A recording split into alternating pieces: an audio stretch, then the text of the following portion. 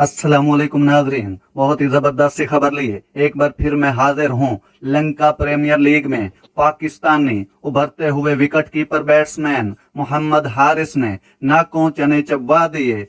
LPL में जैफना के खिलाफ बैटिंग करते हुए मोहम्मद हारिस ने बहुत ही जबरदस्त खेल पेश करते हुए सिर्फ 51 गेंदों पर 81 रन बनाए, जिसमें उन्होंने 10 चौके और 2 छक्के लगाए।